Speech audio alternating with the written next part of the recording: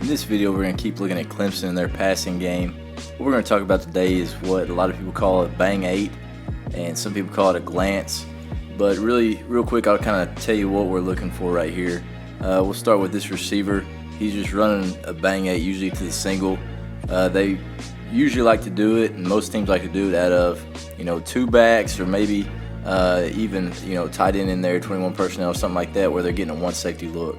The reason why everybody wants to get a one safety look to run a glance is this guy's coming up, he's getting to 8, and then it's a post, but the reason why they call it bang 8 is because it's going to bang on him. We're going to throw it on the line to him, and we're trying to get between, when he rolls down, the seam between them. Just like throwing 4 verticals, one high look, zone coverage, cover 3, the soft spot is those seams, and this is a way to attack those seams and get into a way to exploit those with a single receiver, especially whenever they play off. Sometimes they play man, it makes it a little more difficult. You have to beat that man. The biggest thing is safety. We got to make sure we beat the safety with the throw, and this guy's got to beat the corner with his route, probably leaning and giving a good stick.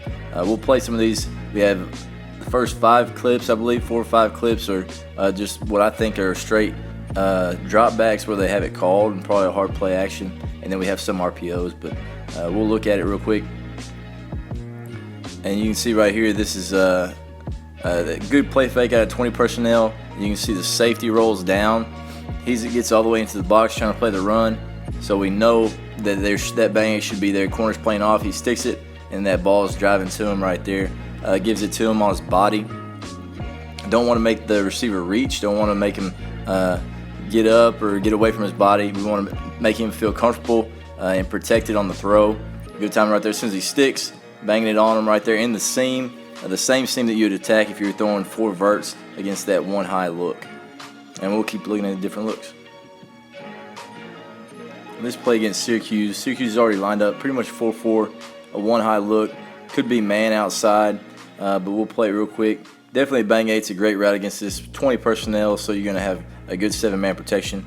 Good play fake, gets his eyes over there, and he's drilling it to him as soon as he cuts, so that he can get it to him with the maximized space off of that cut. If you get it to him late, that guy's going to be able to recover, and you can see it ends up being kind of a tight throw, and he's able to get the ball out. But right there, boom, as soon as he sticks, that ball should be on him. Not a bad spot, a little bit behind, but definitely want to put it on his body. Don't want to make him reach and feel bad, feel vulnerable whenever he's coming in trying to catch, going towards the middle, towards that safety. What they have right here, and you can see, they're actually running their smash route up to the top. Probably what they're telling this quarterback is, hey, if we get a too high look, let's go over here to the smash. If we get one high, we're throwing that bang backside. Right here, they don't quite connect on it, but you can see the timing of it was good, just didn't quite connect.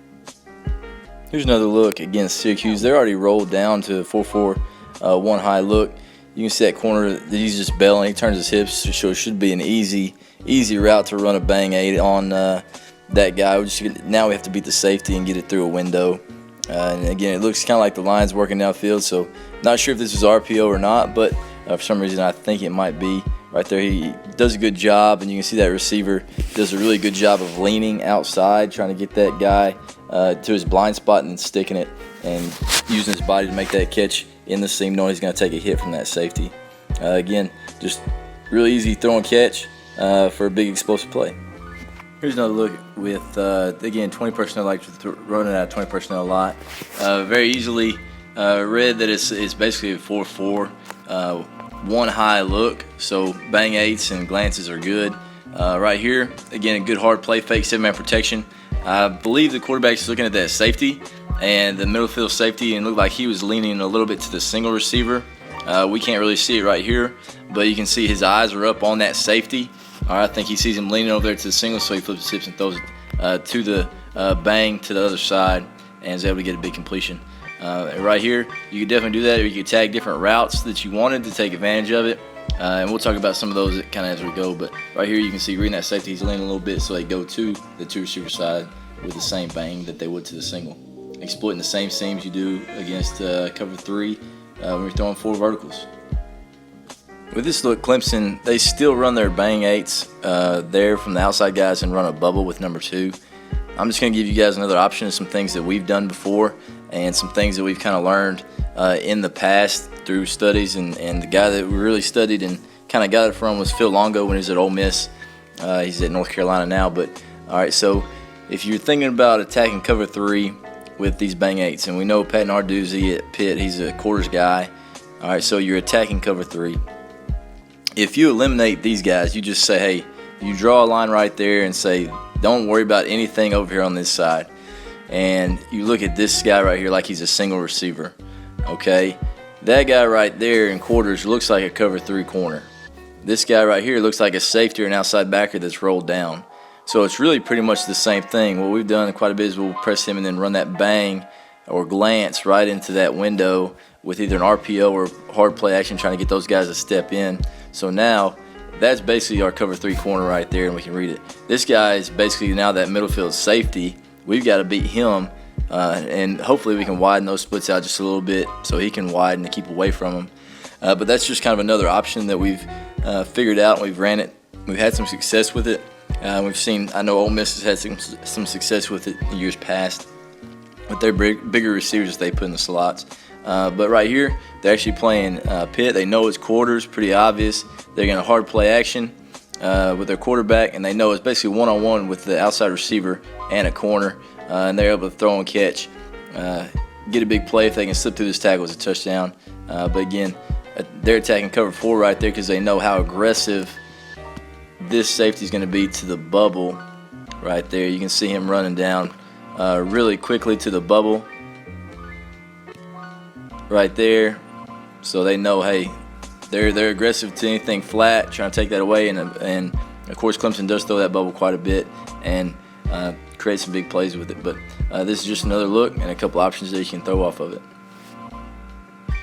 The next 4 clips that we have of Clemson are ones that I think are more like their RPOs. It looks like their lines may be getting a little bit more downfield. They're not quite full sliding, and it just looks like they're actually RPOing it right here. So if they're RPOing with a bang 8, we have him running that glance. Sometimes they'll have him run the glance and he'll run with bubble.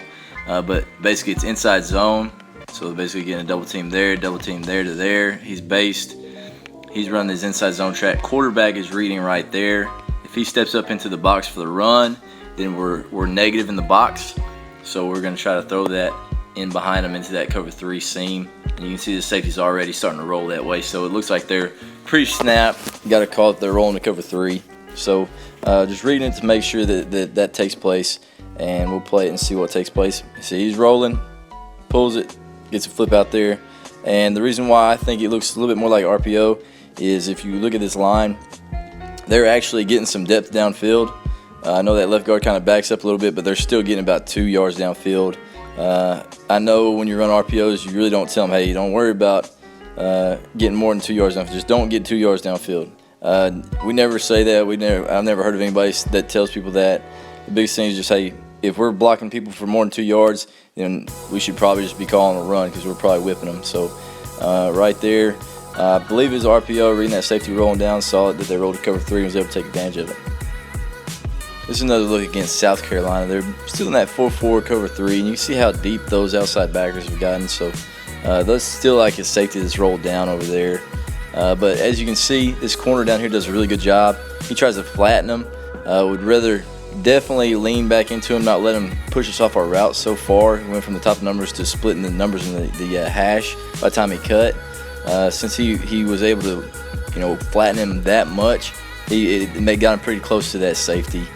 Some ways that you could definitely try to combat that. You can tell your guy, hey, if he's going to squeeze you that hard, we might go outside release and then try to swipe him by and get back underneath him that way.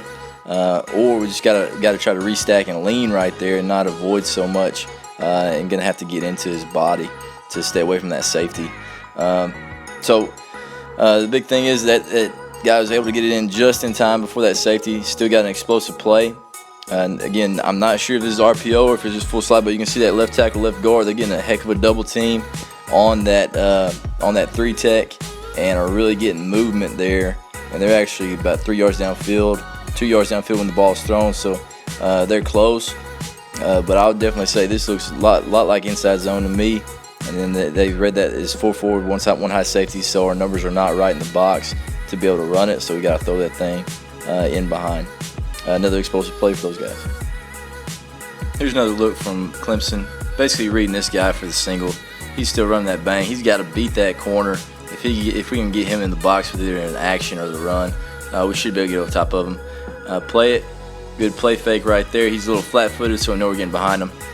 Good accurate throw-in through the window right there. Receiver playing fast, able to beat his guy. Big play for Clemson again. This play's a good look at it because if you're looking at this guy, that's the guy we want to take advantage of. You can see just how small it is, how small of a margin that guy can play with. Because all he does is he just kind of wanders up. He wanders up to that next yard line, and by that time, that guy's already behind him. If that guy's playing fast and trying to get behind him, he already beats his man off the line just off of the release and does a good job getting vertical behind that guy. Just those 2 little steps into the box, we're able to get over top of him and create a big play.